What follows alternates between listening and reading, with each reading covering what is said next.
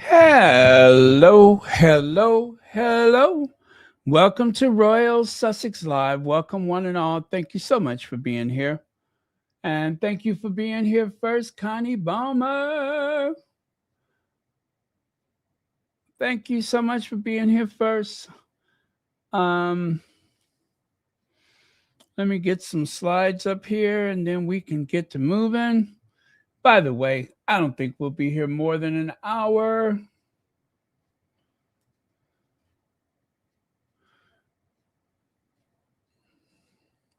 Or two. Let's see who else is here. Jenny Rock Bailey, Marie Fabian, Rodney Jackson, Deborah Anderson, Tara Levette, and a bunch of other people. Yeah, a bunch of other people. Sharon Skinner is here. Nice, nice. Okay. All right. All right. President of BAFTA, we're waiting. We're waiting for you. We're going to follow your lead. William, who serves as the president of BAFTA, got some splaining to do. This is the William that some years ago was trying to be all high and mighty and pious and all that kind of stuff, righteous, who spoke out about the lack of diversity in the BAFTA awards. Now, when there's a real situation that evolves, silence, the bare minimum. You know, I don't doubt that he's ill prepared. You know, if he was an elected politician, right? If he was an elected, let's say, vice president or whatever the equivalent is for the prime ministers, if he was elected to office, if he was a politician, he would have had to spend a lifetime honing his skills at dealing with situations very much like this, where people expect a reaction. And because you are, let's say, a chief executive officer or, you know, a vice something or other, then people would expect you to have something to say. Plus, when you have a staff of people, surely somebody could write something. I don't expect him to come up with it himself. I mean, that's William. I don't expect much from him on a good day. So when the chips are down like this, when the stuff hits the fan, I really don't expect much from him. But we'll get into that. Let's see. So here's to 2026. Annus horribilis.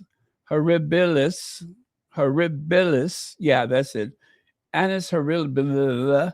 That means that it's going to be a tough year. This has been a tough year for them so far.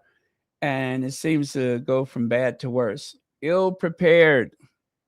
Ill prepared. That's what they are. They are ill prepared. Hey, Nubian Queen. Thank you so much for joining us. And as I have been saying, the fat lady is about to sing. No offense to fat women or overweight women or plump women, but it's just an expression.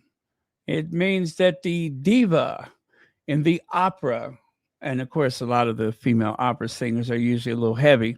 I guess if you have to do all this explaining, I should probably change it to something else. Like it's not over until the I'm going to leave the fat lady. Anyway,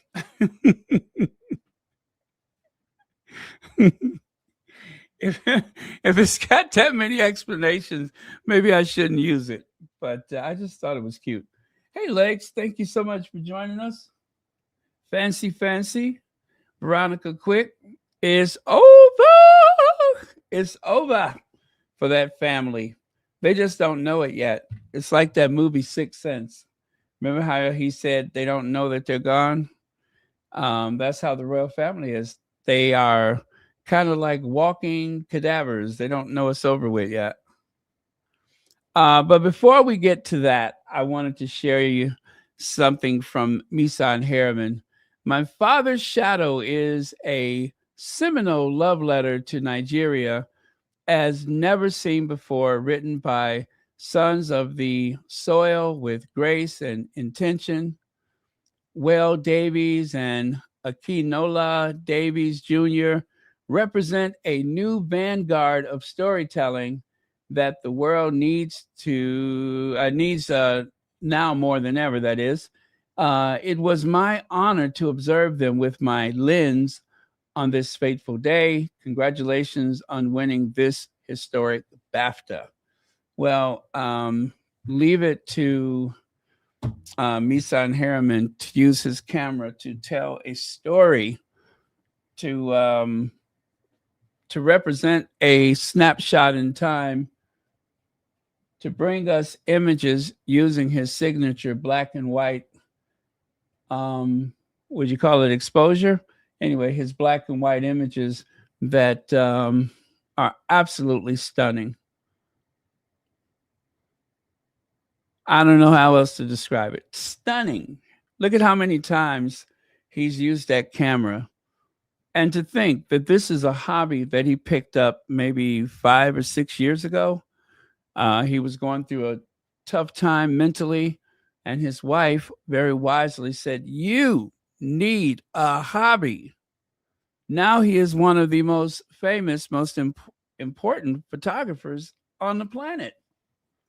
All of this out of you need something to do with yourself. And, well, the results speak for itself. Beautiful images. Misan Harriman has done it again. Isn't that beautiful? And of course,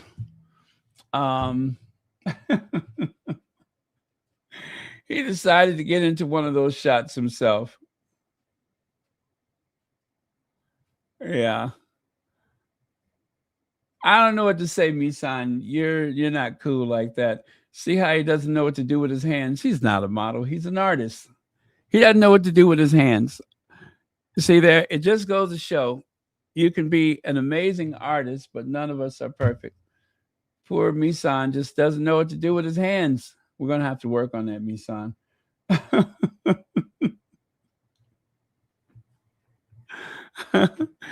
I was really enjoying these images, right? And then that happened. No, I'm just kidding. I'm just kidding. Yeah, stunning work. And thank you, Misan Harriman, for using your camera to tell stories.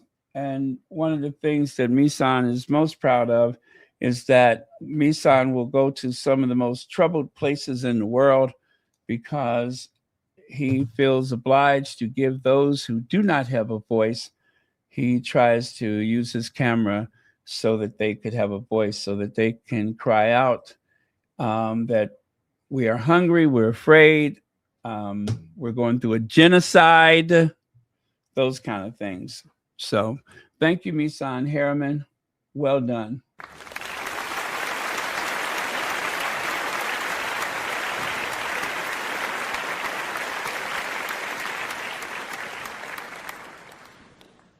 We're going to have to work on them hands, though. Okay, so Kinola Davies Jr., Free Palestine remark is confirmed to have been cut from the BBC coverage of the BAFTA 2026. This let fans know that the coverage wasn't live, and the N-word with the hard R that was shouted at Michael B. Jordan and Delroy Lindo could have also been edited out, but wasn't. Now, that's what we're learning today, is that there was, if I'm correct, there was a 2-hour delay. There's a lot of things that was cut out of the broadcast, including references to Prince Andrew, including references to Gaza, right? To genocide. And of course, the references about the N word. And also, you should know this as well.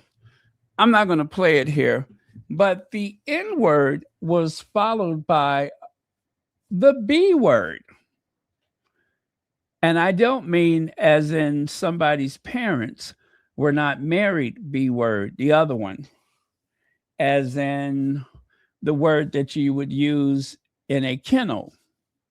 Yeah, the word that is rarely used outside of a kennel, but when it is, it describes someone's character flaw. Is that clear enough for you? I hope so. I mean, you know, I didn't want to have to say it, but life can be a real that word from the kennel, and I didn't hear that until today. So it was the N word followed by the B word. I do not want to be that person and target or try to make light of a person's disability, this neurological disability. But hearing the N word followed by the B word,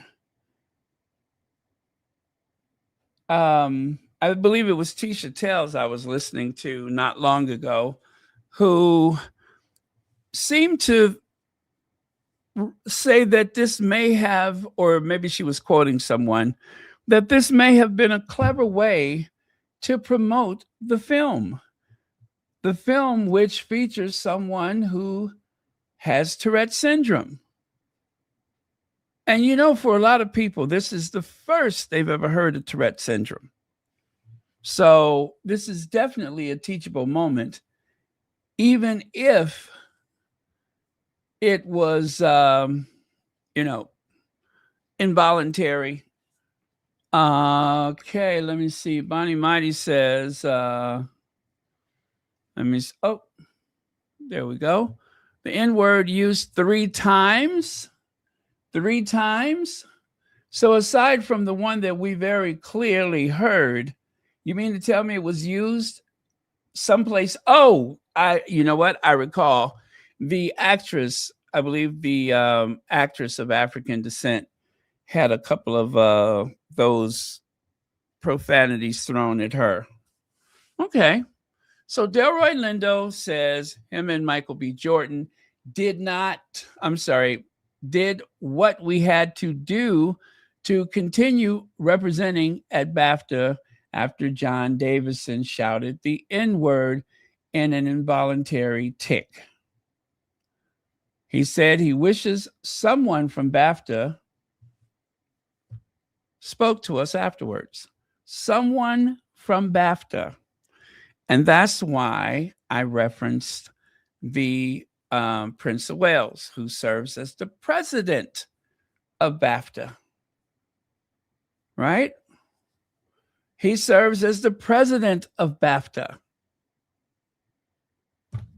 And as president, as the person who literally shows up once a year as a ceremonial role, someone who definitely would have, I don't know, would you call it the bully pulpit? Someone who would have a platform that could not be ignored, considering their birthright. If that someone could only have said something to help neutralize this horrible punch in the gut, not that you won't feel it, but just to help take the edge off of it. If that someone who serves as president of BAFTA could only have said something rather than to speak about their own feelings in regards to stress or whatever they said, If only that person would have said something. Let's see. Sharon Skinner gifted 5 Royal Sussex memberships. Thank you so much. That is very generous of you. And congratulations in advance to the very fortunate recipients of those.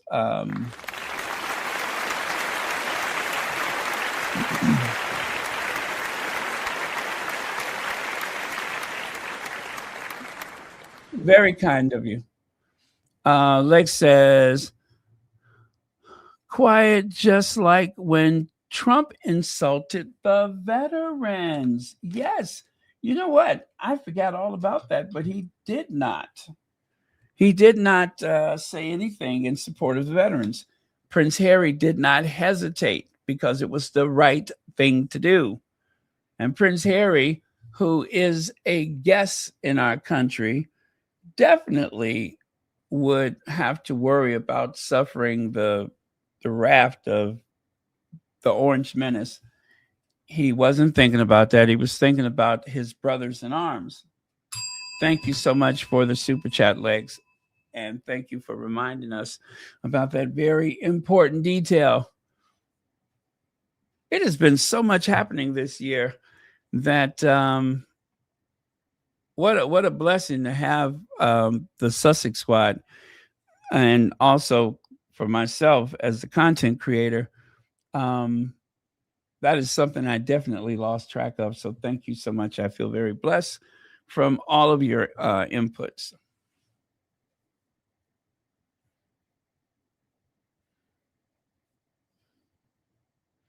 So, of course, we were offended. Hannah, is it Beechler, speaks out on BAFTA racial slur incident. Of course, we were offended. How could we not be offended? This really does stink. I want to give the benefit of the doubt to the actor who suffers from this unfortunate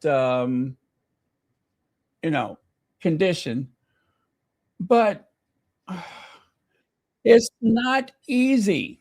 It simply is not easy because that person hasn't even apologized. The person who is the focus of the movie about Tourette syndrome has yet to apologize. We have not heard from William, and the man who blurted out the B word, the N word, followed by the B word from the kennel, removed himself and went to another room. Also, I'm to understand that the people that was seated at the table with him was given a warning that, hey, he may call you things. It's a tic. He has Tourette syndrome. So just be warned. And those are the only people that seem to have been given notice about this man's condition. Not the people on the stage, not the people at the adjoining tables. Listen, I know it had to be a tough call for the people that were tasked with putting this all together. But it happened. A conscious decision was made to leave it in spite of a very long delay. 2 hours. If the delay, as I was told, was 2 hours, if the delay is indeed 2 hours, that is 2 hours to make phone calls, to sort out a protocol, to decide whether it should stay or it should go. But now it's starting to feel like a very clever way to promote a film. When you look at the weight of it, the other things that was removed from the broadcast, anything that would be injurious to the royal family's ego, anything that would have caused controversy politically, All those things were removed. But not the N word and not the B word. Is it some type of conspiracy? Is it an oversight?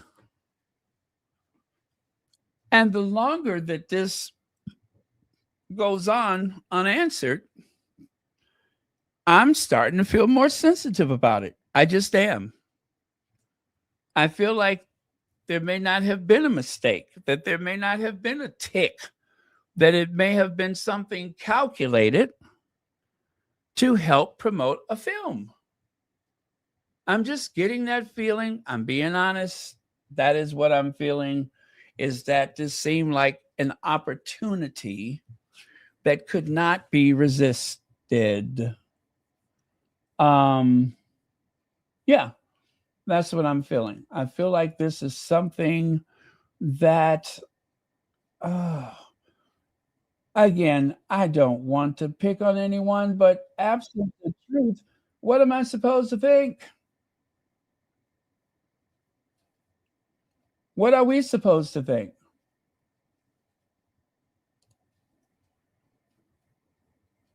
So I don't know, you guys. It's a tough one. I just feel hurt. Gosh, I hope you guys cannot hear that. I'm trying to bring up something and it's totally out of character, but it's making sounds that it usually doesn't make. So let me see if I can sort this out. Oh, that's weird because the sound is supposed to be muted. All right. Let me bring that up. What I need to reference, I guess I'm going to have to start sorting these out. So there it is right there. It seems like the ads that come up are a little bit more than before. So I won't bore you with the details, but let me just try to sort this out.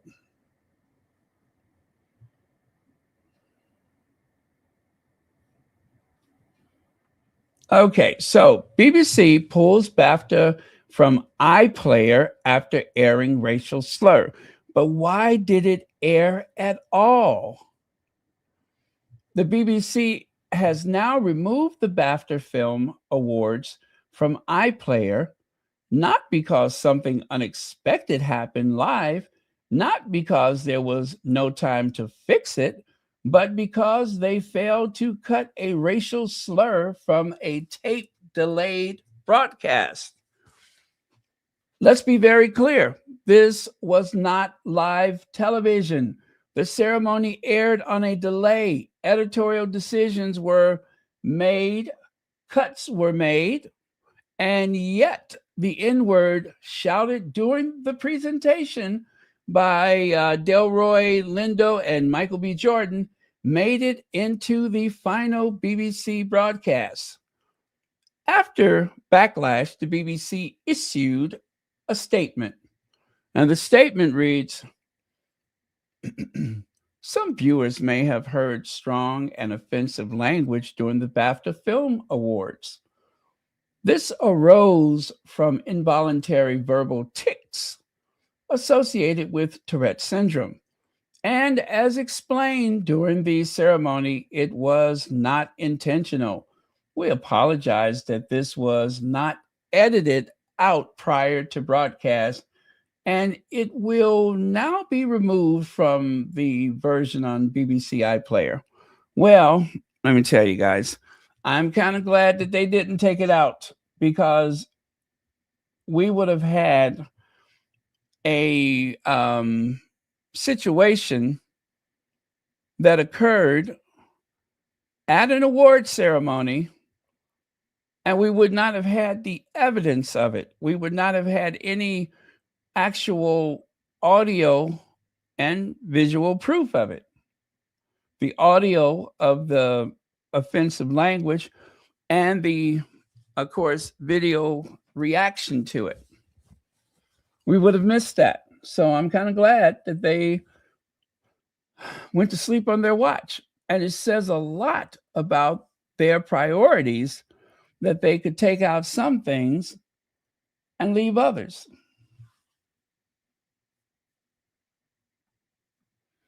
Lex says, oh, yeah, I'm sorry. I did that already, didn't I? Okay. Oh, this is what I'm missing. There it is. Sharon Skinner, thank you so much for the super sticker. And thank you for being a member of Royal Sussex. Ooh, that sound is so butch. Okay. Oh, Big Mama's in the house. Let's see. Big Mama says Baron Tourette is a random disease that wasn't random. He saw black men and said what he felt. You know, it's like the word association, isn't it? It reminds me of word association. That's what it reminds me of. It reminds me of just that, where someone holds up a picture or they'll say a certain word or name or phrase, and then the first thing that comes to mind, that's what you push out of your mouth. This is a very tough one, and I just hate that as a society that we're put in this unfortunate position where instead of celebrating, and that's what I hate, is that this takes away a moment to celebrate a huge accomplishment. As a matter of fact, let me show you that from yesterday when I say huge accomplishment. Is this it? Let me see here. There we go. Thank you, Big Mama. Ryan Coogler becomes the first Black man in BAFTA's 77-year history to win Best Original Screenplay for Sinners. Is that what we're talking about today? Nay. Nay. The moment has been ruined by a verbal tick. And now we are trying to, well, we're led to, I want to believe that that's all it was and that it wasn't something more diabolical, something nefarious. I want to believe that that's all it was just an involuntary tick and not some attempt to hijack the moment to help sell a movie, to help promote a film. Just so happens that happened during a night that had moments like this and like this. Wumi Mosaku won Best Supporting Actress for Sinners at the 2026 BAFTAs. But again, are we talking about that today? Nay. We're talking about something that was said to be totally involuntary. What appeared to be word association is said to have been an involuntary tick. But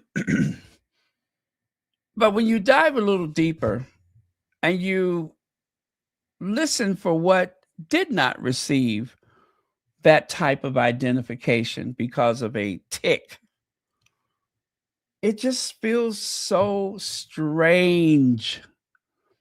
I'm trying to avoid saying that it feels wrong. I'm trying to say that it just feels strange. It is just too convenient. It is too, what is the word I'm looking for? I'll stick with convenient. It's just too convenient. It's just too smart.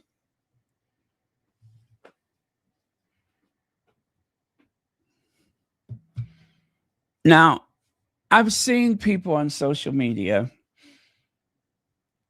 with tics, with the Tourette. I've actually seen a documentary about just that, the Tourette syndrome. I don't know of anyone with Tourette syndrome personally. I do know people that I have had to ask the question, people that swear a lot. I'm like, oh, you don't have Tourette syndrome, do you? Well, then cut it out, that kind of thing. But this just feels strange because it hijacks two very historic moments from African American artists. And today we're talking about a tic.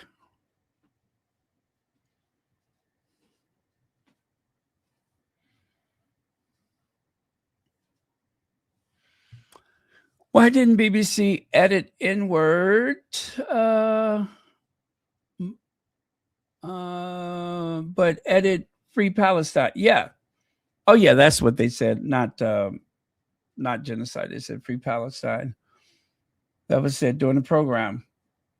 Well, that was considered controversial. But it was a choice to leave the N word, which was clearly audible.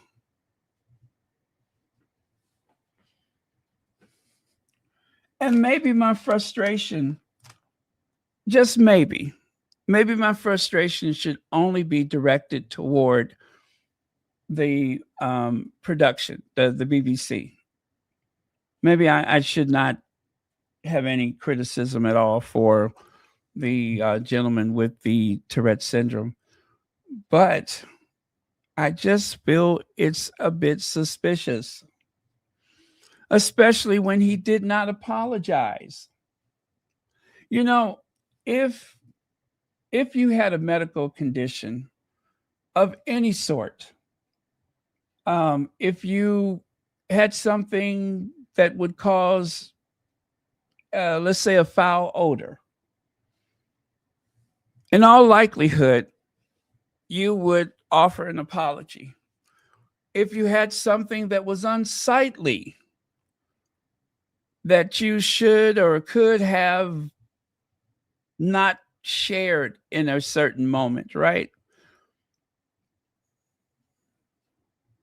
Then you'd probably apologize. Or at the very least, acknowledge a mishap. But none of that happened. And listen, I don't want people with handicaps to go around apologizing for their handicap. It's just the timing of this is so suspicious. And the way it was handled is very suspicious. That's all I'm saying. I'm not making some declaration that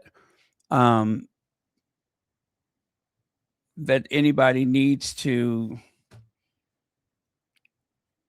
you know what I'm saying? Just the odd, weird timing of it, the lack of apology, the lack of warning from the production that this was a possible thing. And the reason why I believe that it is not so shocking is that there's a good chance, and it will come out. It will come out. If this individual has that level of reaction every time they see a black man or a black person, if we find out that that is the case, it's not to say that, oh, this is all made up, but it is something that should have been considered before those two gentlemen walked out on the stage, before the person with the disability sat down to a table. That was something that should have been considered. If they know this person has a particular habit when they see black people. I'm not saying that that is the case. I'm just saying if we find out that this is not a surprise to anyone involved, some people involved, or even one person involved, then there should have been some steps taken.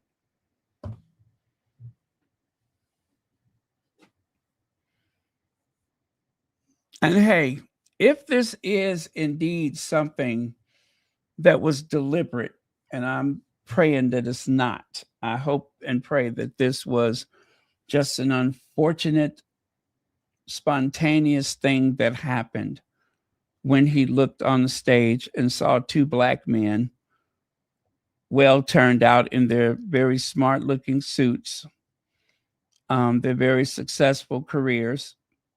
If it turns out that he was not particularly triggered by them, that this was completely involuntary, then so be it. But if it turns out that this is a phone of not just the illness, but the reaction to black men, not necessarily needs to do some explaining.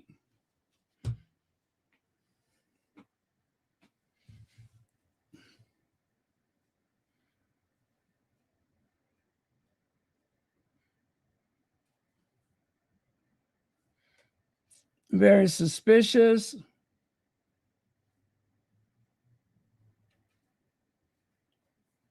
Oh, you think he's apologized? I sure hope so.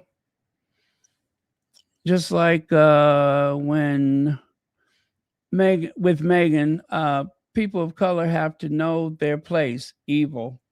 Yeah, yeah. And even with the apology. Oh, by the way, thank you for the super chat. Hmm. You know, if he feels bad, and I hope that, you know, I hope that this was an honest mishap and not something deliberate. But if he feels bad, just imagine how the two actors on the stage felt in that moment. Although I have to give them a lot of praise for handling things very, very well. The height of the film and television's social season, let's just say this is the height of it in the UK, the BAFTA Awards. And this unfortunate thing happened on one of the best nights for people of African descent at the BAFTAs, maybe ever. I mean, I don't watch the BAFTAs all the time, but maybe this is the best night that Black people have ever had. And it just so happens to be the night that someone used the N word in a very loud and clear way. And it just so happens to be the night that they followed it with the B word. And it just so happens to be the night that this person said it several other times, because the first outburst was not a warning, or it wasn't warning enough. Am I being unreasonable? Am I being unreasonable? Because if it is true that it happened 3 times, at least once followed by the B word, should they have not taken some kind of precaution? And listen, I feel for the production people, including the assistant that has no well-defined role. Their job is to run around and do everything for everyone. I don't know what you would call that person, but I feel for them because those people in particular are the lowest rung on the ladder, and yet they're the ones that have to physically put themselves in certain places to deal with things like this, or at the very least to try to help mitigate or manage it.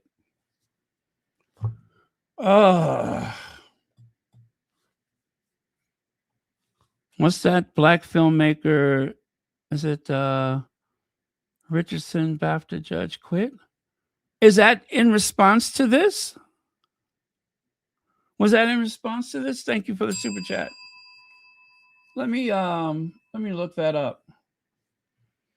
Oh, this just makes me sick though. It does. It does. I'm hurt by this. And I wasn't even there.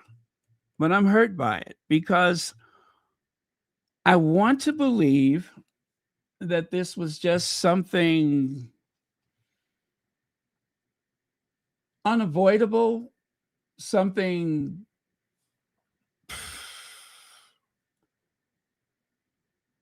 but when I look at the timing of it, when I think of the night of it, maybe it's not my place to give this so much consideration.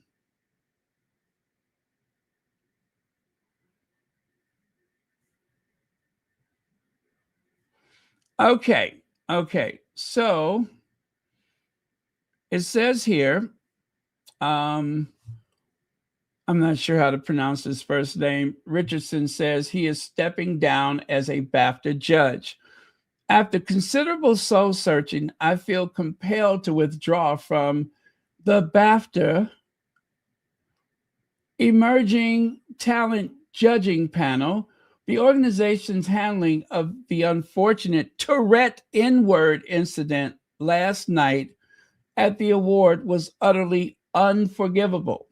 I cannot and will not contribute my time, energy, and expertise to an organization that has repeatedly failed to safeguard the dignity of its Black guests, members, and the Black creative community.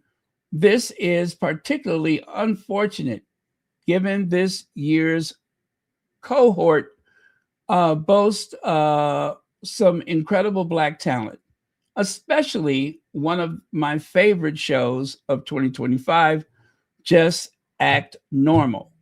However, when an organization like BAFTA, with its own long history of systematic racism, refuses to acknowledge the harm inflicted on both the Black and disabled communities and offer an appropriate apology, remaining involved would be tantamount to condoning its behavior.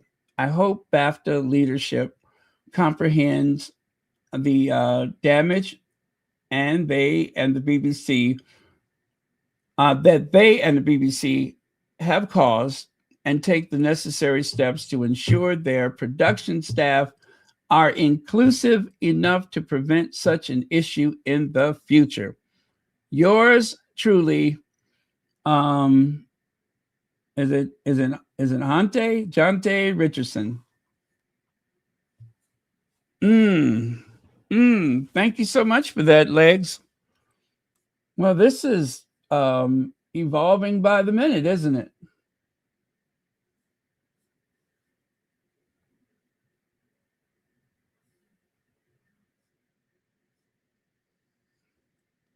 So Tourette campaigner John Davison says he is deeply mortified after yelling the N-word at Black center actor Michael B. Jordan and Del BAFTA for failing to speak to them afterwards.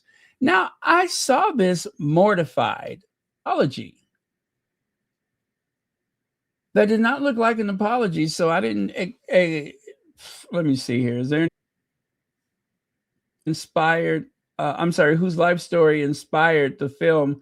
I swear, was heard shouting the expletive while center star Michael B. Jordan and Delroy Lindo presented the first prize of the night at London's Royal Festival Hall on Sunday.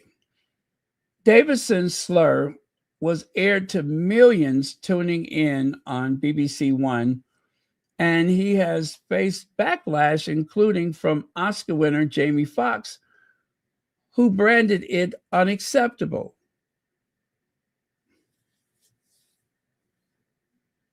By the way, it took Alan Cummings an hour to respond. I repeat, Alan Cummings, it took him an hour before he said anything about it. An hour. And then his language was a bit odd. He said, if you feel offended, if this has a, if,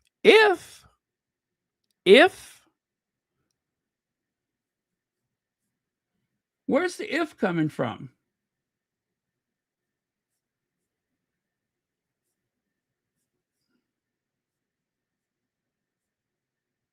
Mm-mm-mm. It's just all so convenient. It really is. The BBC all failed all three. Someone in a comment section says all three of them was failed. John Davison should apologize, even though I don't agree with dismissing his disability as a reason. The BBC should be raked over the coals. They need to explain why N-word could be aired, but not Free Palestine.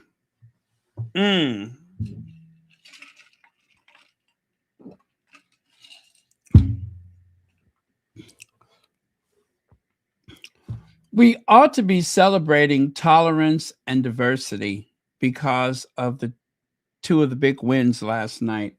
But instead, we are saddled with this controversy. I don't like it. I really, really don't like it. It just stinks on hot ice. It really does. Mackenzie became a member. Thank you so much for that. Oh, did I just see Hazel Jones? Thank you for being here, Hazel Jones. Let me see. Is that Ismail?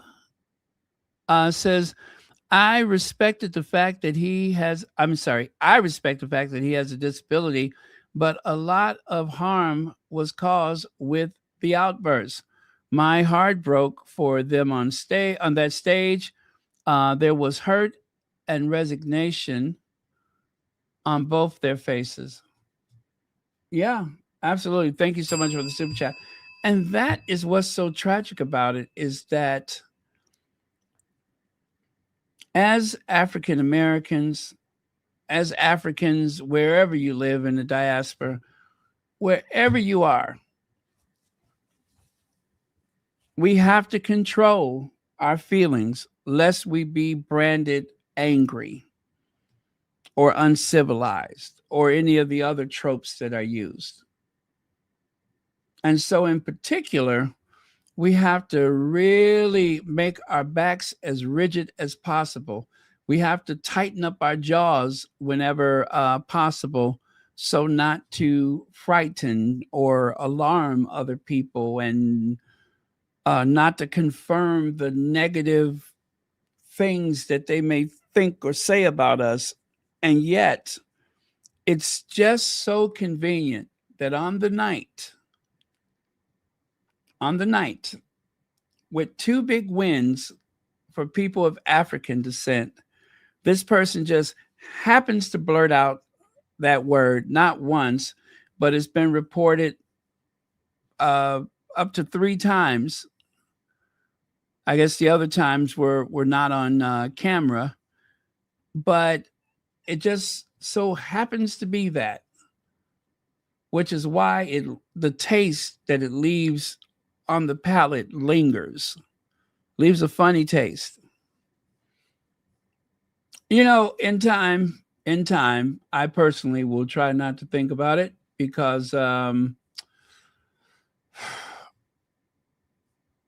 it's just it's one of those things where I'm just like, 2 steps forward, 3 steps back.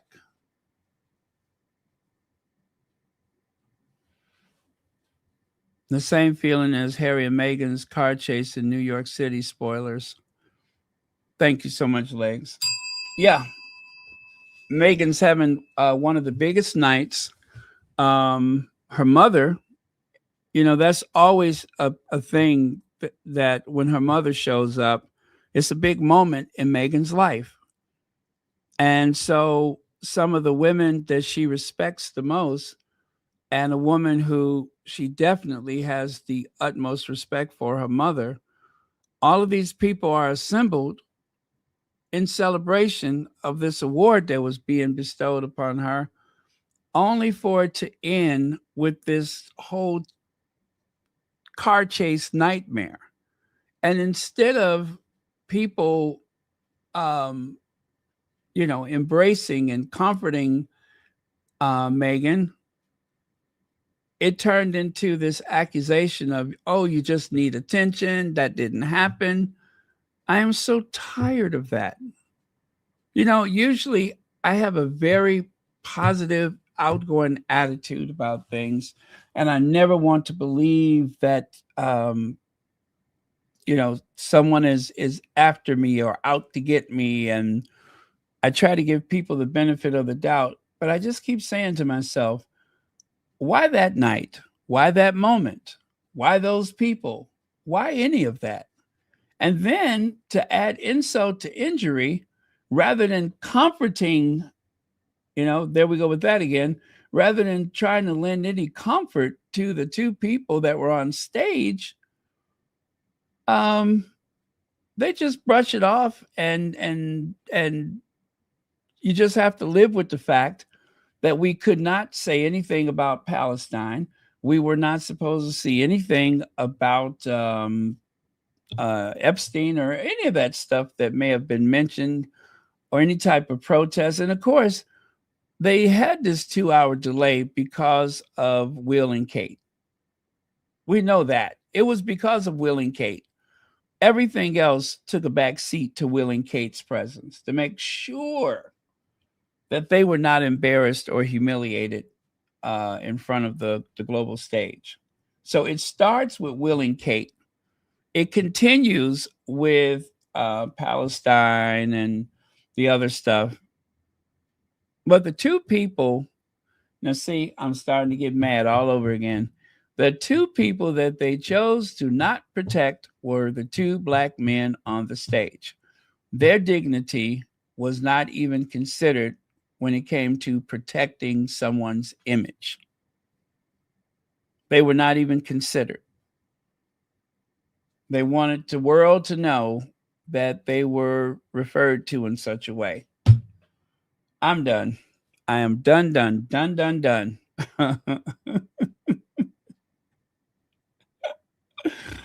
So no, however I feel about John Davison, the BBC is a whole nother animal. The BBC is a whole nother animal, because they, I'm glad that they didn't censor it, but I hate that they didn't feel that it was necessary to censor that before it went on the airwaves.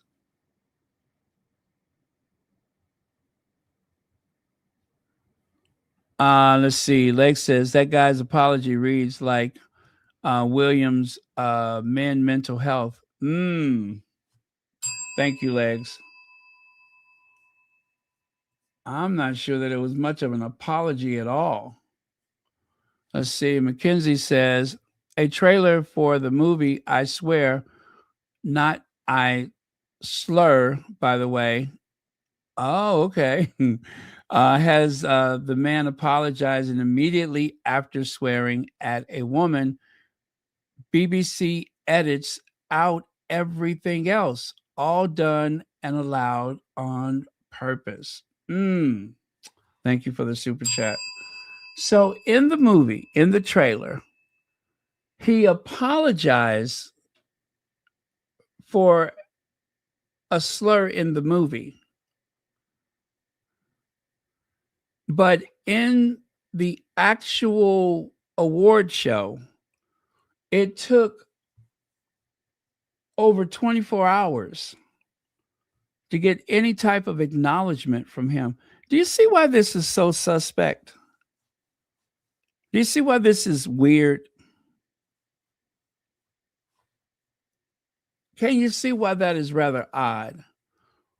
Because if in the movie, which is, I imagine, based on his life, If in the movie is based on his life, then we are led to believe that he would take time to apologize to people for his outburst.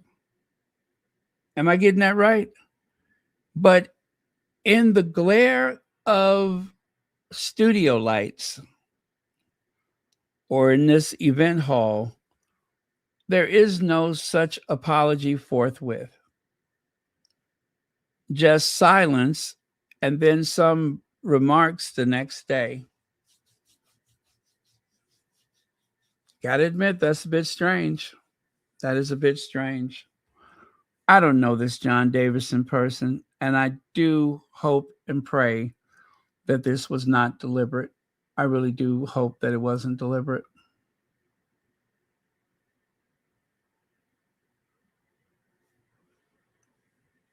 But they protected Will and Kate's dignity.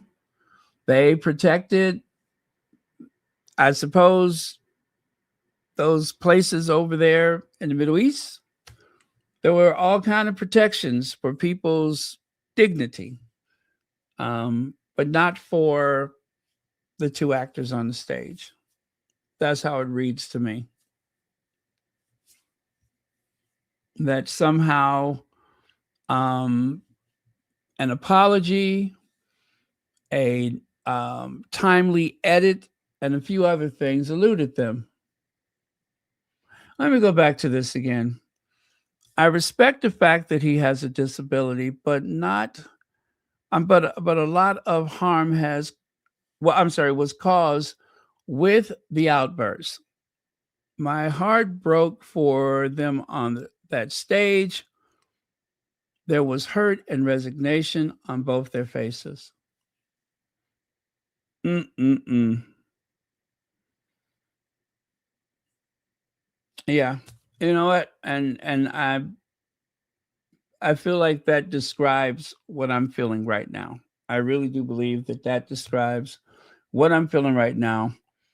I respect the disability. And let me just add, I am puzzled by the timing, and I feel like a lot of harm was done.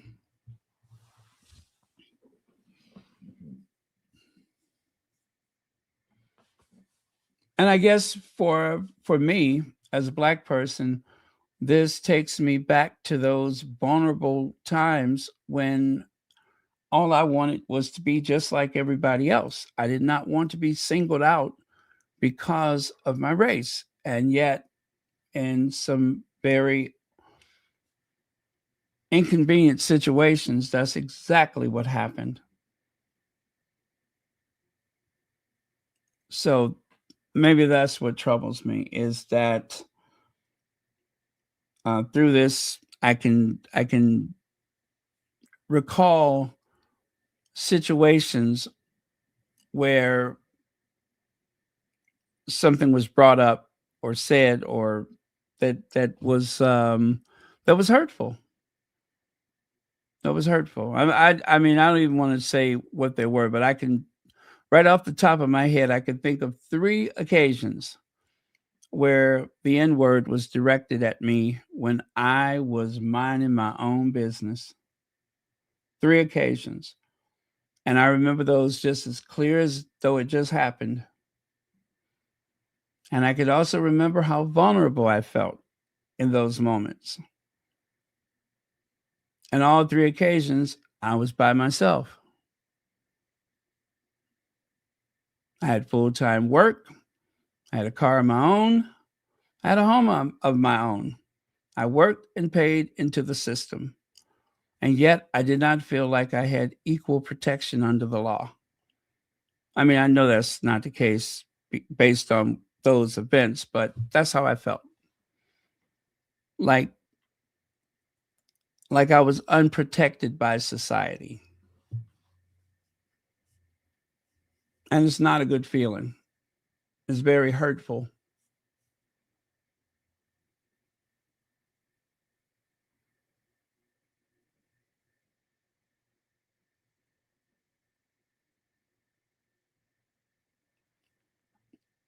Well, William is not in a good place. That's what he said. William's not in a good place.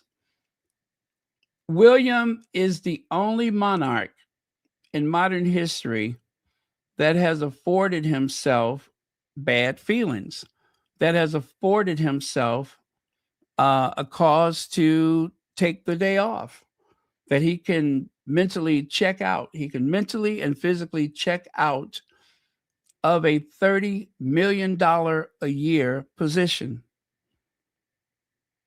without any fear of retribution. He can just check out. He can literally wake up and say, I'm not feeling it today. I know there's people waiting for us, but I'm not feeling it. Let's go off to the Isle of Mystique. Let's go off to the Isle of Mystique, shall we?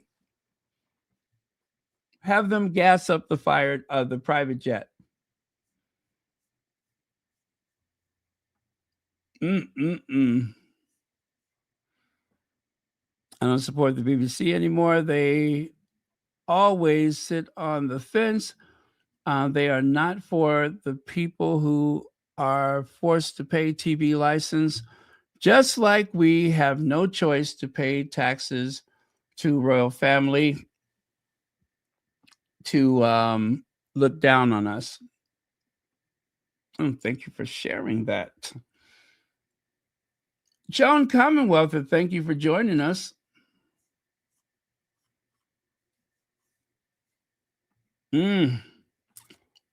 Let's see. That's kind of small. Let me try to make that a little bigger so I can see it. Okay. This is from Hannah Beechler. I keep trying to write about what happened at the BAFTAs, and I can't find the words. The situation is almost impossible, but it happened 3 times that night. And one of the 3 times was directed at myself on my way to dinner after the show. So this is where the 3 times comes from. And a 3rd time at a Black woman, I understand and deeply know why. And deeply now, let me do that again. I understand and deeply know why this is an impossible situation. I know we must handle this with grace and continue to push through. But what made the situation worse was the throwaway apology of, if you were offended, said Alan Cummings. Is Alan Cummings, right? If you were offended. If you were offended. At the end of the show, of course, we were offended, but our frequency, our spiritual vibration is tuned to a higher level than what happened. I am not steel. This did not bounce off of me, but it exists above it. But I exist above it, that is. I can't take away from who I am as an artist. And that's from Hannah Beechler. That was elegant. That was very elegant. I like that.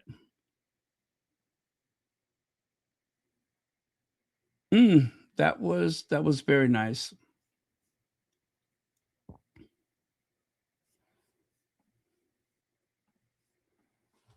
So Jamie Foxx hit out at Tourette sufferer John Davison for his unacceptable N-word outburst at the BAFTAs. And of course, as we know, he said it was unacceptable.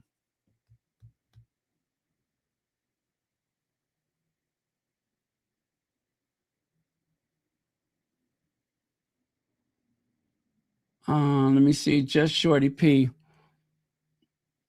I have no grace.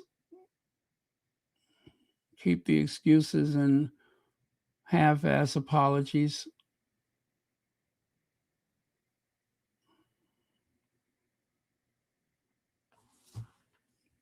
That's something to think about. You want inclusion for people with disabilities, so there must be accountability unintended yet still impacted.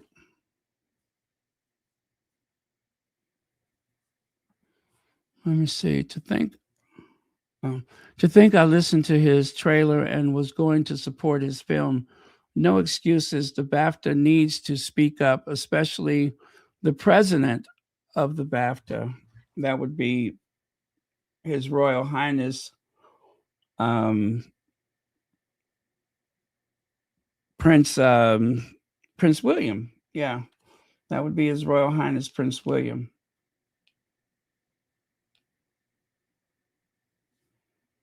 Mm-mm-mm.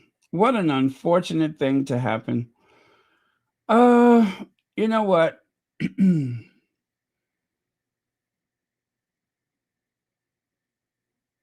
I'm going to just I don't know what I'm gonna do. I don't know what I'm gonna do. I'm just gonna lay low on this one, I guess, and we'll just see what happens, what evolves in the next couple of days. If there's anything suspicious or fishy about it, then we'll find out. And I pray that there isn't, because I have to believe that this was just all an unfortunate mishap that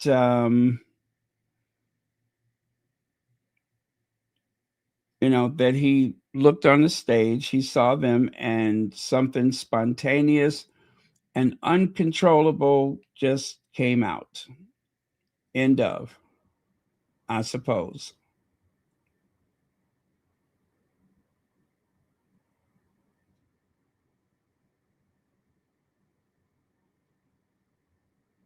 And also, I'm gonna do some meditation on it, and I'm gonna think about some of the situations I've been in life that I have suppressed, until something like this happens, and then I'll just move on from it.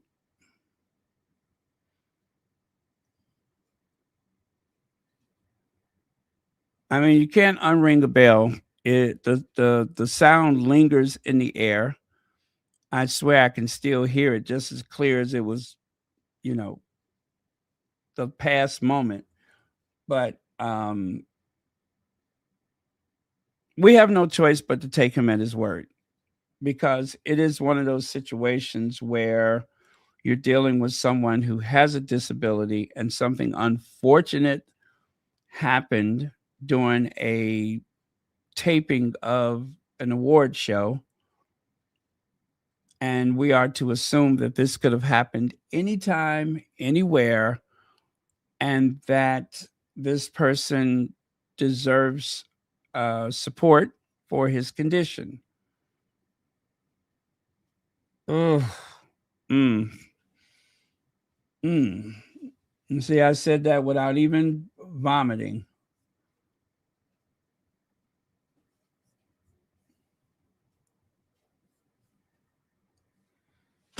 Anyway, so that is the cast of Sinners, and of course Michael B. Jordan, and is it Delroy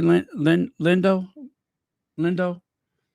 Um, I hope they're able to put this behind them, and I'm sure they will. They're actors, and as actors, you get the business all the time. It doesn't make it right, but they say actors have a thick skin, and I pray that they do.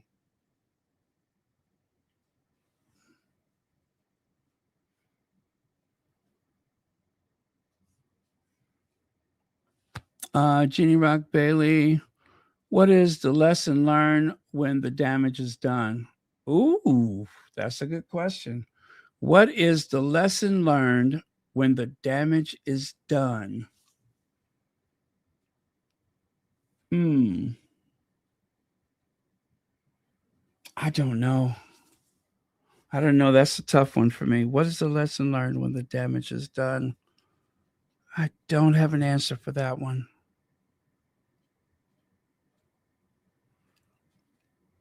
I would want to say, hey, this is a teachable moment. But I don't know what we're learning from this aside from who's protected and who isn't, right? I mean, we learn from this that if we were offended by hearing this on the BBC, if the big if, so that says that not everyone is offended by it. Anyway, thank you so much, Jeannie Rock Bailey, for the super chat and for being a member. Mm-mm-mm.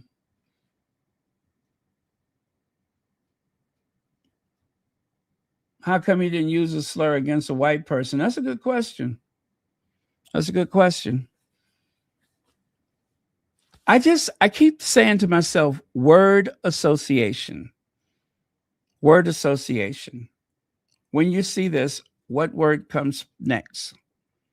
When you hear this, what is the first thing you think of? You know what? You know what? Okay. Okay. I have a better idea of what I'm feeling right now. I did not hear the B word until maybe 5 minutes before I came on. I did not hear the B word.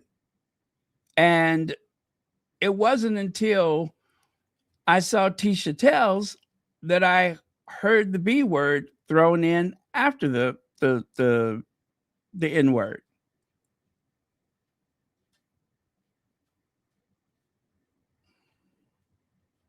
So maybe that's what it is. Maybe because I just heard that before. I didn't have time to think about it. It was just like right there, like a bone stuck in my throat. Yeah, like a bone in my throat. It was right there. And I could not dodge it or even think about it before I came on. That's it. That's probably why I'm feeling a little strange. Hey, cookies and cream, did you change your oh no, I think is that a different cookies and cream? Wait, who am I looking at? Oh no, you didn't change anything. I'm sorry. I see someone sent you a message, said hi to you. Hey Stephanie Baker, it's been a while, hasn't it?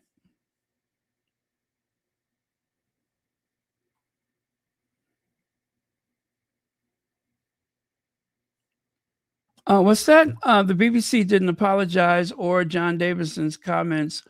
Only Alan Cummings. No, John Davison. Not well. He didn't apologize. I mean, I looked at it. It seems like a non-apology. Deeply mortified. Isn't that what Jeremy Clarkson?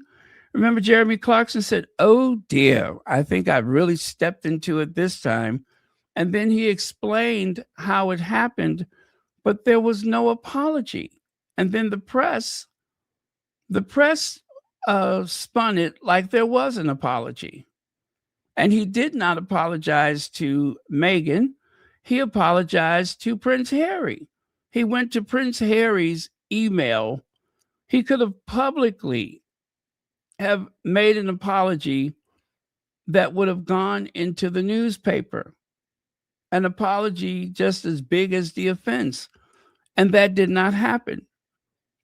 Jeremy Clarkson never apologized to Meghan, never directly apologized to Meghan, never wrote a letter to Meghan. He did an email for Prince Harry, and it was a non apology.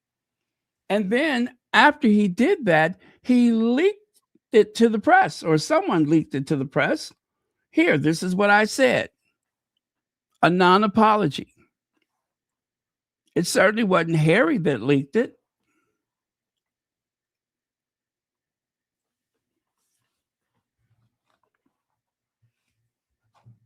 I mean, the words matter, and I don't see an apology.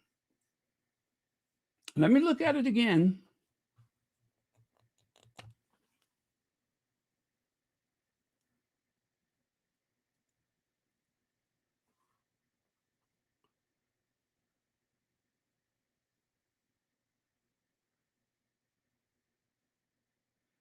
Okay, I appreciate. Let me drink some water.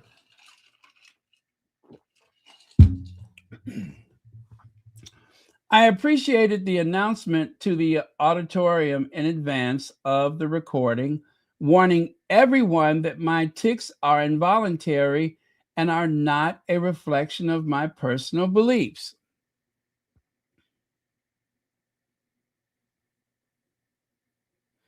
I wanted to thank BAFTA and everyone involved in the awards last night for their support and understanding and inviting me to attend the broadcast. Yeah, you're welcome.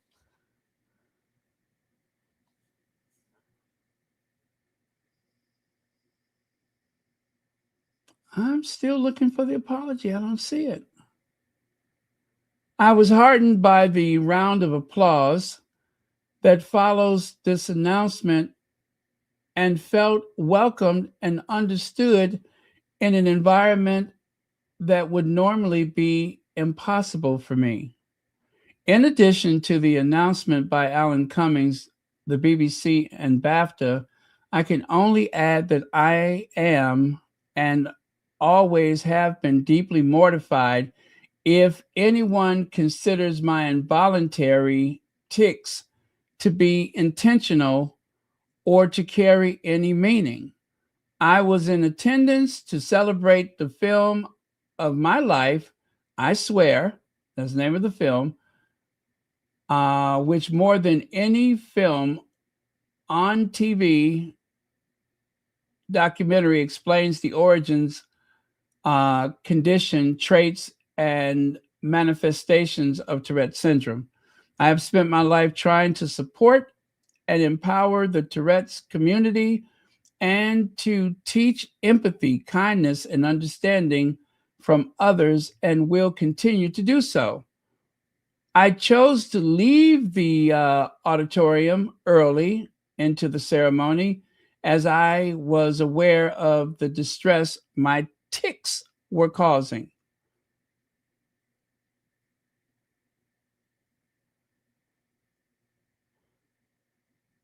Okay, that's the non-apology apology. It says here one of Davidson's biggest symptoms is coprololila,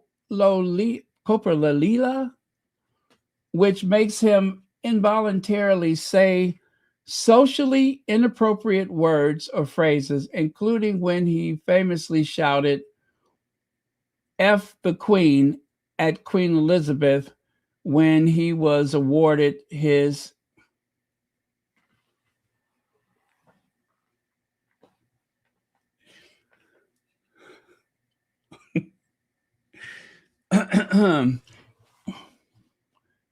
when he famously shouted F the Queen at uh, at Queen Elizabeth when he was awarded his MBE in 2019. Davidson, who has suffered with Tourette since the age of 12, was criticized by Jamie Foxx. Yeah. He said it was inappropriate. Okay. Well, you know what?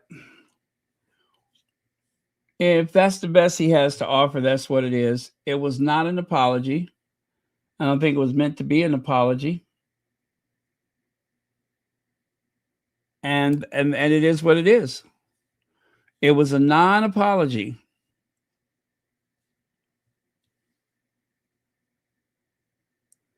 I thought I had missed something, so I went back and looked at it again, and I didn't miss a thing. That was a non-apology. It was an acknowledgement. That's a start.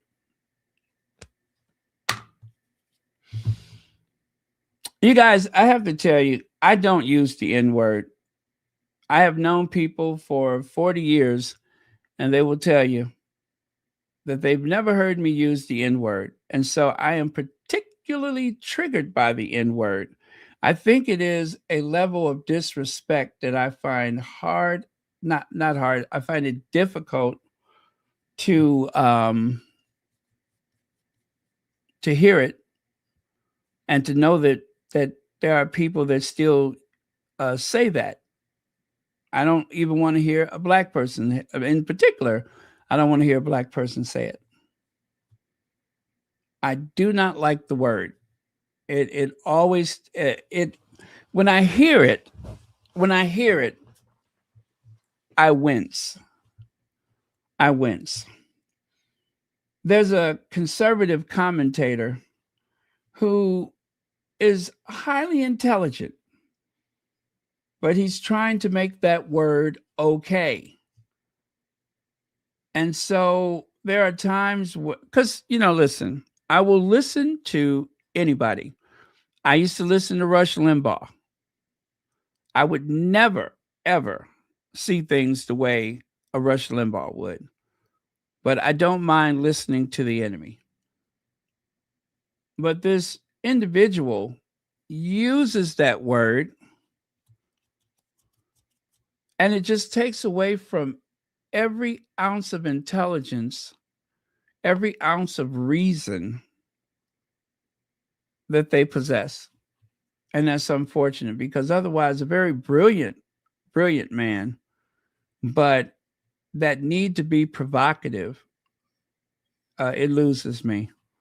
And every time I hear that, I wince.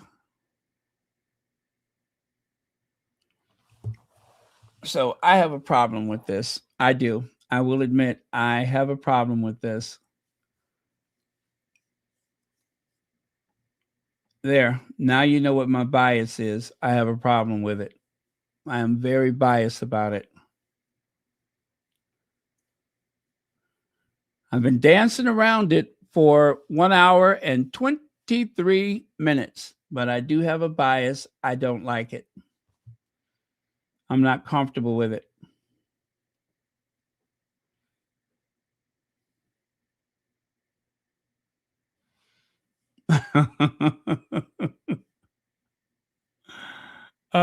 Yeah. It's too late to apologize. It was rarely used in my family, too. My family was mostly born in the South. When I was younger, they had to deal with some real atrocities. So the word hit a little too close to home. That's how I feel about it. That's how I feel about it. I, in my spirit, I feel like that word is the last thing you hear before you transition over to the other side when those people come after you. I can never not associate it with that, which is why when I heard it on 3 occasions when I was quite alone, it made me feel unsafe because my thoughts are, yes, that was said in the way it was said and is probably, the end of it for now, but I felt unsafe.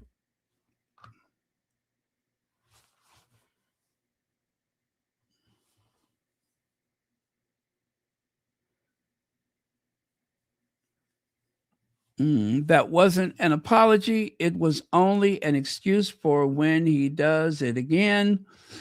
Ooh, cookies and cream. Ooh, you gave me something to think about just now. It's sad that he's using his disability as an excuse to be racist. Um, mm, mm, mm. Mm. I'm not going to say that's impossible because I just don't know. I don't know what's in that man's heart.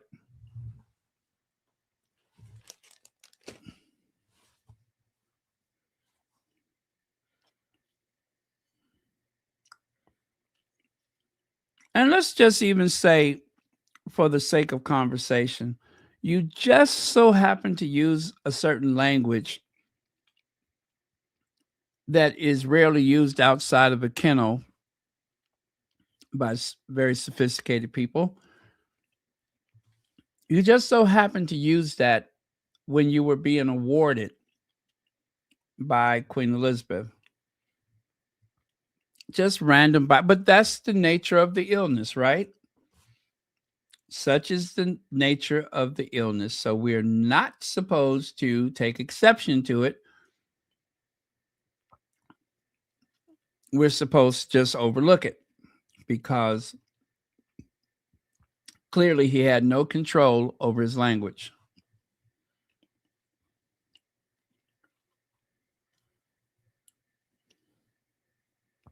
And the fact, if that was a non-apology, it just is what it is. It's not meant to be an apology. It's an acknowledgement. And as an acknowledgement, he doesn't have to say anything else further about it.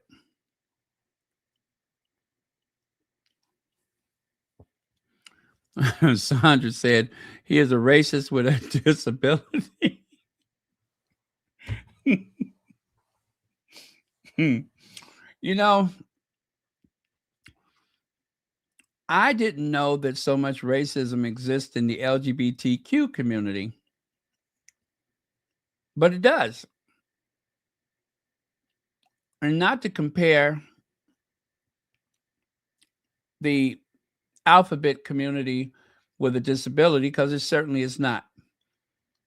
But you just imagine that if anybody knows what a struggle is, it would be the LGBTQ community. And therefore, they would not be that way toward one another.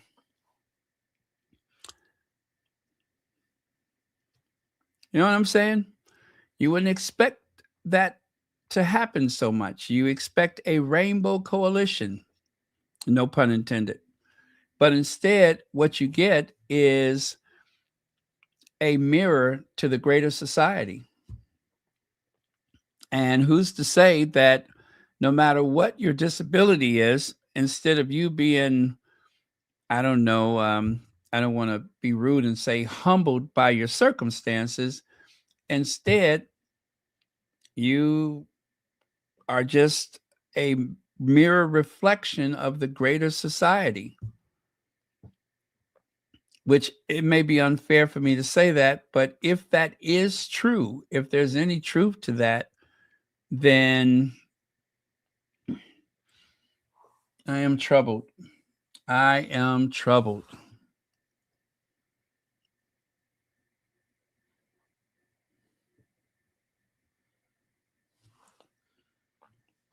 Let's see. Perez says, Baron, racism is not a disability. He said that with intention. He meant to say it was in him, and it has nothing to do with Tourette's syndrome. Well, again, it's the coincidence, the timing of it that makes me feel a bit suspicious. And, you know, I don't want to just like overly if this and if that and do all these hypotheticals, but I leave the situation open to possibilities. And if there's any possibility that someone who I don't know could be so malicious and diabolical to use their disability in a way where I have to just take it on the chin and assume that it was not intentional, I say that that's always a possibility. And that could be a possibility for any disability. But what makes this one very hard to scrutinize is because it is, by its very nature, a foul language outburst. That's what we've seen on TV. That's what we've read about. And that's what we're supposed to accept, right? That there is no motive behind it. There is no word association that just maybe he's used the N word toward other people that aren't black. I know that doesn't sound right at all, does it? because I don't think that's the case. I do not believe that that's the case. I believe that this person has Tourette syndrome, and I also believe that this person has certain words that are unreserved for certain people, and that's just the way it is. And it's unfortunate. It was a non-apology, so I don't feel obliged to accept it as an apology. It was a non-apology, and it's a lot of coincidence that have occurred, like one of the best nights, if not the best nights ever for African American, well, no, let's say people of African descent at the BAFTA Awards.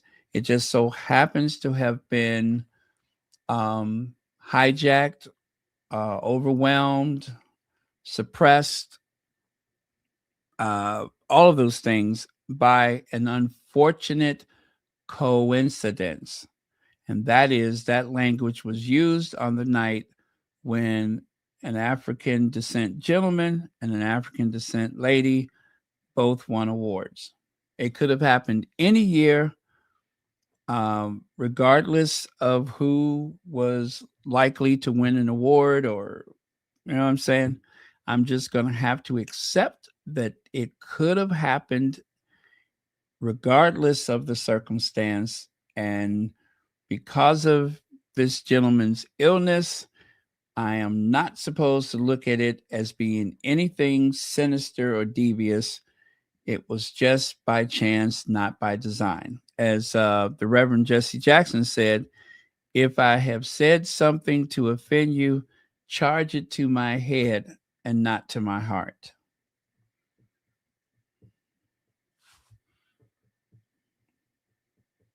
Okay, I think I'm going to leave it there. I'm going to leave it there. That's the best I can do with it, is to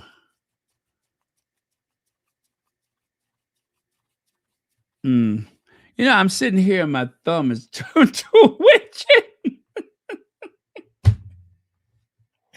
I'm sitting here and my thumb is twitching.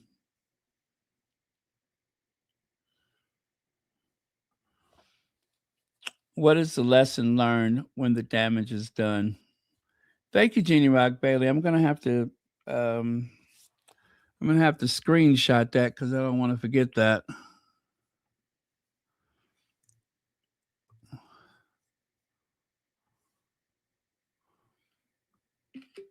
What is the lesson learned when the damage is done? That is very deep. I'm going to keep that.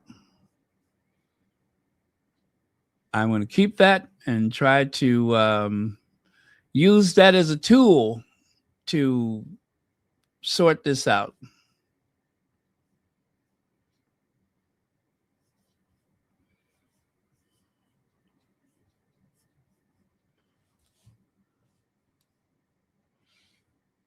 This feels like when that clown shouted at the Congress while President Obama was giving an address.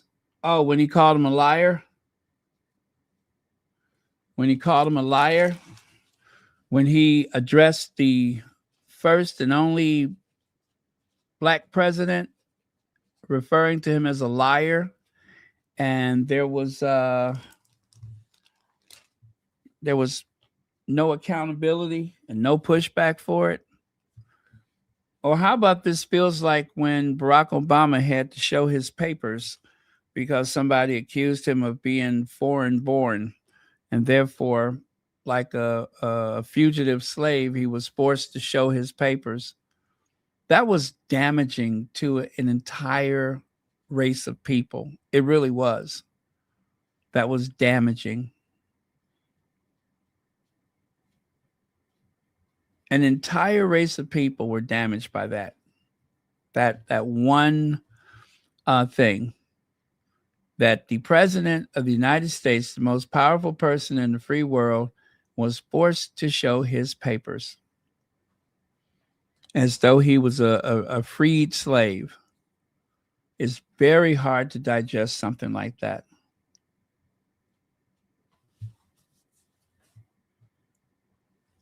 The president of the United States. forced to show his papers. Baffled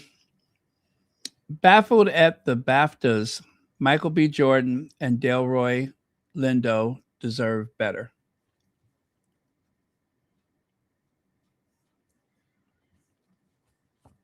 Mendelssohn arrested. Good. I don't even feel like talking about that. I'm not in a calm state. Baltimore wants you to know that he's not in a calm state, which I think is a monumental understatement. The man is unhinged as far as I'm concerned. As far as I'm concerned, I take Harry at his word that he was attacked by his brother. And as I said yesterday, this is a very large man. He has a very imposing presence. He's all of what, 6'2", 6'3", and he's just a very large person. And he can be quite intimidating, especially when you take into account his role, his position, and that no matter what happens, he will never be held accountable for it, which makes that 172-day absence of Kate Middleton seem even more interesting.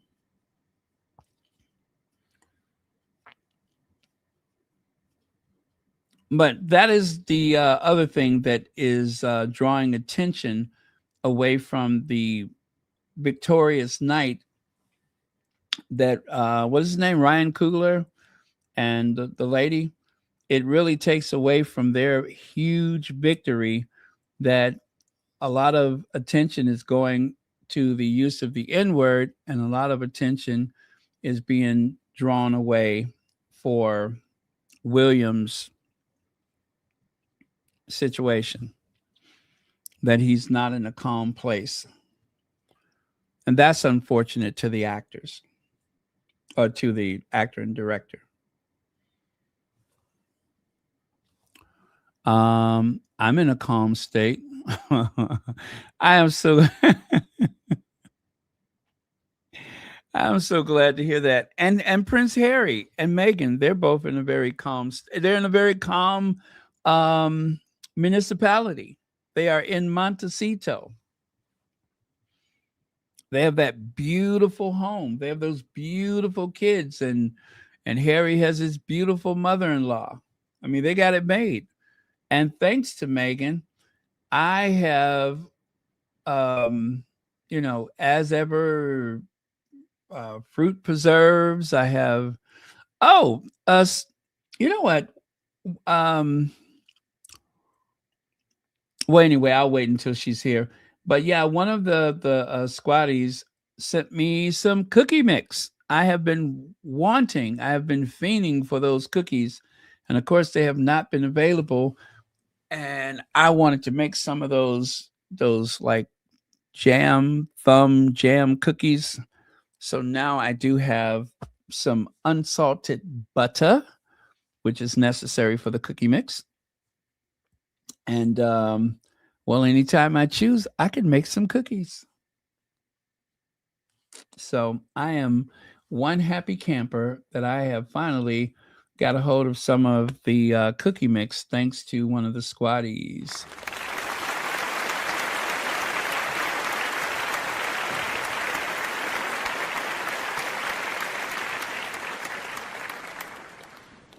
Anyway, thank you very much, T-Mac. I'm wondering if I should continue with this one later. I'm going to come back later tonight, I believe, because I have spent almost 2 hours sorting through the use of the N-word. So I think I'm going to come back for this one. So I tell you what I'm going to do. I was going to share something later, but I think I'll share it now. And then I will talk about this one later on tonight. It's going to be late. So a lot of you guys will probably either be sleeping by then or something else. So Um, you guys know that I am fascinated by. I'm sorry, I did ring the bell. Thank you so much. I am. Oh, what did I just do? I am very fascinated with the Sagrada Familia, right? And I took some pictures while I was there, and I'm going to share them with you very soon. So if you want to stick around for that, you can. If not, but I need something to come down from what I'm feeling right now, if that's okay with you guys. Um,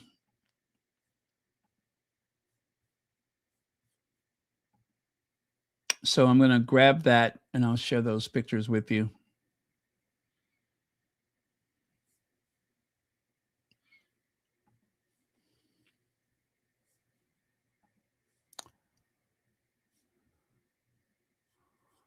There was an issue? Really? Let me try that one more time.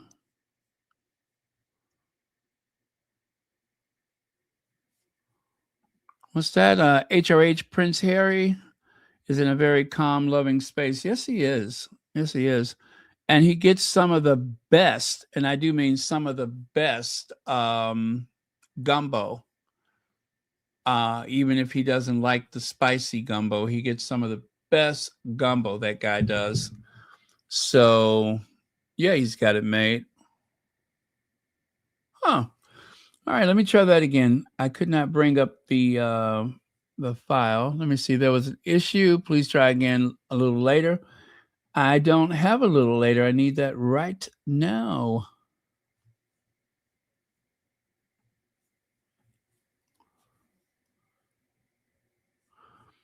Oh, well, that stinks. It won't let me bring it up. Hmm.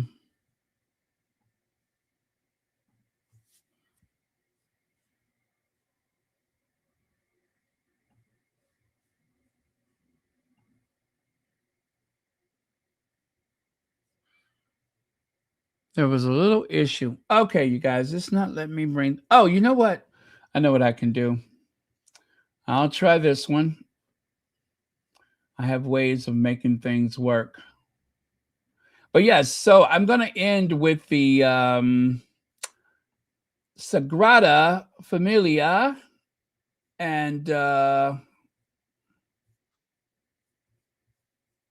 okay.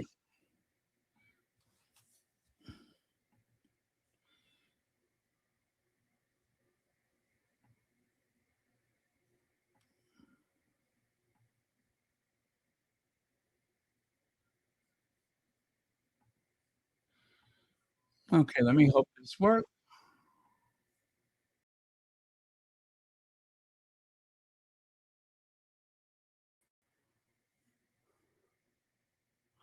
Oh, I think it is going to work. Oh, so like I said, I got some cookie mix. I'm very happy about that. Can't wait to make them. Thank you to the squatty that sent me that. This is a view of the inside of the Sagrada. Now, this one particular photo, I did not take this one. I'm just sharing it with you so you can get a panoramic view of the inside. I did not take this either. This is a scale model image of what the Sagrada should appear to be when it's all complete. As you may know, the cross at the top is not exactly what they have up there now.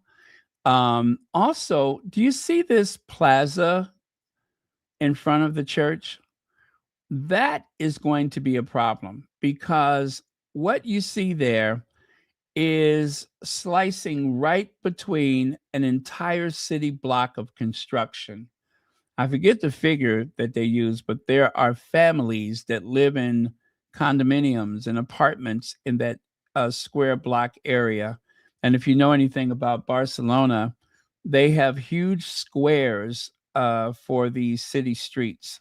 They have the long avenues that run on an angle, just like you see in Paris, but it is a very modern city. They had a chance to do a complete rebuild and they laid out a city plan that is like nothing I've ever seen before. It's even, I would say, is right on par with Paris. If not, you might even say that the plan itself is even better than Paris. So it's a fascinating place to visit. And so that one big square block of construction, just imagine you see that open space between these buildings, all of that would have been filled in with apartments.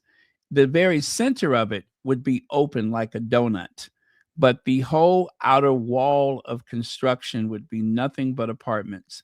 And so they say that they would have to do a tear down in order to live up to Antoni Gaudi's image for what the complete church would appear. So that is going to be a big fight in Barcelona, trying to gain this space that should have never been built upon. But there were a lot of people who lived and died and never saw the church complete. So you can understand why some of the city fathers were like, oh, yeah, if you want to build something there, go ahead. They're never going to finish that church. So that space needs to be reclaimed, which means that those homes should be torn down. And yes, I am for tearing them down because I think we should respect the need for that particular view of the church. But if they don't, it's going to look kind of weird. But um, it's not my call either way. Now, this is a close-up image of the church that I took myself back in 2018. As you can see, it is all very organic. And this almost appears as though it was carved out of a stone wall, a grotto or something like that. Like it was carved into the side of a mountain. And really, the way the church is made, it does kind of look like someone just took a big rock and just carved at it.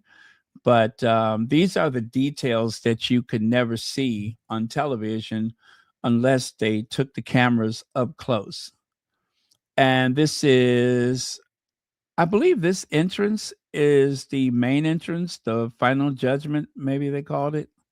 I think it's called the final judgment. But as you can see, there is so much weight on those stone columns that are almost like kickstands, the way that they are jutting away from the building. I don't know if you would necessarily call that a flying buttress, but it is a buttress. And I guess you could say it is a flying buttress. But it almost seems like a skeleton in some places because of the columns above this entrance. But the art itself is not like Greek statues where everything is very natural in appearance, where you can see the veins and the folds of the skin clearly. This is somewhat abstract. It is very modern and abstract carvings. This is a stairway on the right, and on the left side, I believe that is one of the side chapels. They also do not use the very traditional stained glass that tells a story. They use bigger pieces of stained glass. I don't know that there's even a pattern. I guess it's very random. The only pattern comes from the colors that are used. But in some ways, it seems very traditional. In other ways, not so traditional. It is in Barcelona, Spain. It's called the Sagrada Familia, and it's in Barcelona, Spain. It is 144 years of construction that is supposed to end in 2026. And it marks the date 100 years after the architect died tragically as a result of a cable car accident. He was struck by a cable car, and because he meant to work on this church the rest of his life, that's exactly what he did. By the time he died, he was this old bearded man, and unfortunately, people thought that he was a vagrant, so he didn't get the best care possible when he was struck by the streetcar. So it's a very tragic tale about the actual architect. Let me see.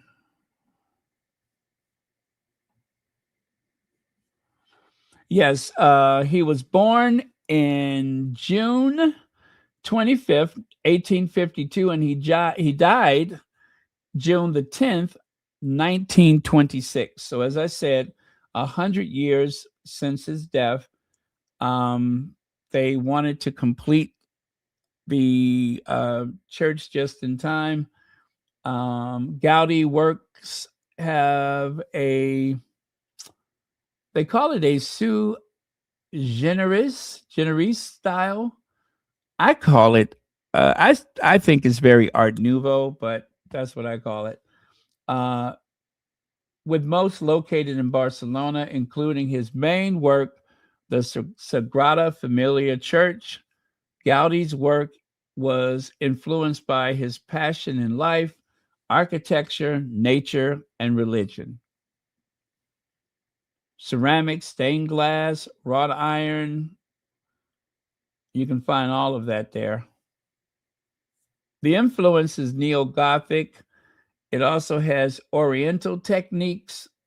Gaudi became part of the Modernista movement, which peaked in the late 19th and early 20th century. And it is a UNESCO World Heritage Site. It's a Catholic church.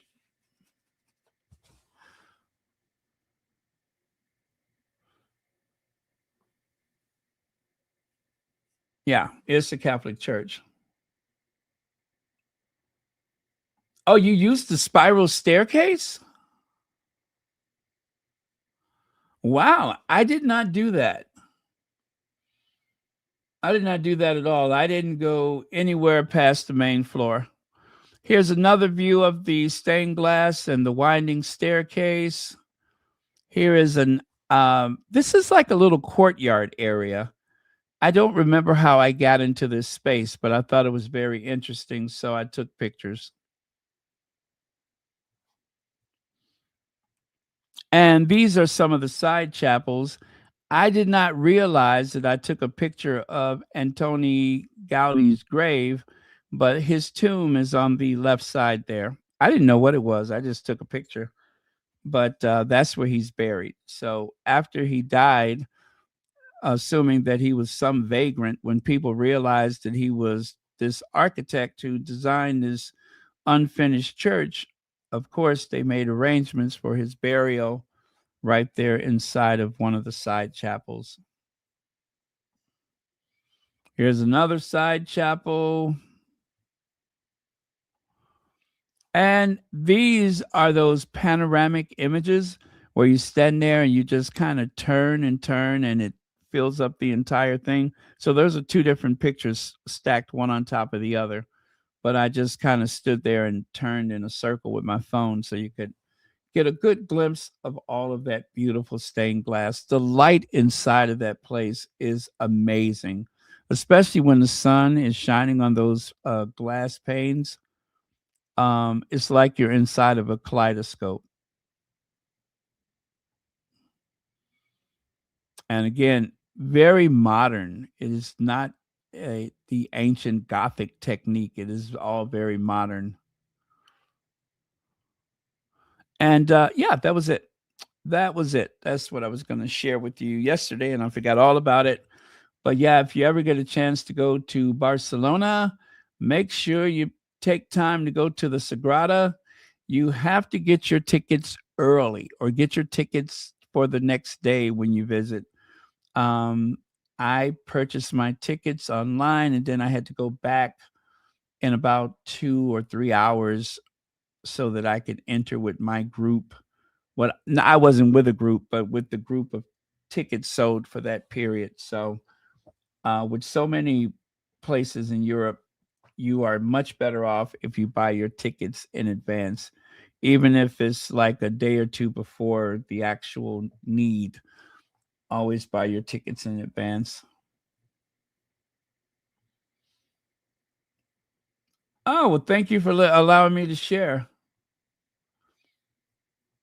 Isn't that beautiful, though? It's so different from anything I've ever seen before.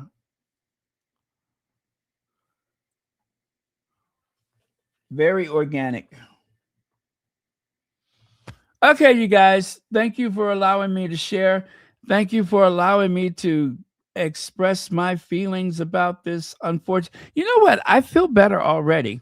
As soon as I started looking at these pictures, it just took me away from the whole idea of that stuff, and I feel better. I find myself available for dancing in the streets now. I am going to I'm going to be okay. I hope everyone else is going to be okay. We can talk about this further. I'm not saying that I'm done talking about it, but I just needed to take that little breather from it just now, and that worked out very well. Also, you guys, please continue to pray for our dear Elaine Parker's family. She has a relative that may be transitioning very soon. And so Elaine Parker hasn't been available to join us very much lately, but um, she is our sister, and we will pray for her and her family at this time. So please do that. And also everyone else who's been struggling. And please make sure you pray for Jerry White, who just lost her sister. And of course, the lady Sussex, who we haven't heard from for a while, but she does listen from time to time. And that's always encouraging for me, knowing that um,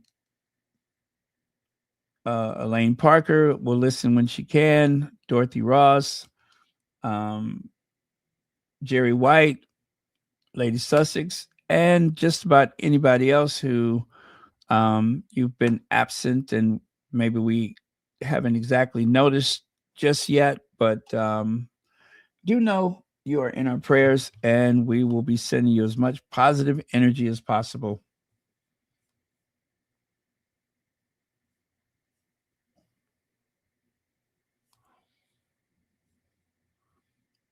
Oh, you know what? Last night I had ended saying that I was going to go and assemble my new fiber, what is it, microfiber mop. I ain't touched that thing yet. I walked right past it and jumped in the bed and went to sleep. I'll look at that mop in a couple of days. There's no hurry. It'll be there. Plus some assembly required. I ain't got time for that. You know what I'm saying? I ain't got time for that. I'll think about that another day.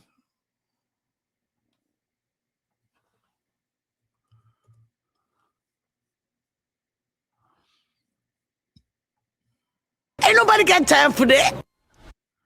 Yeah, I ain't got time for that.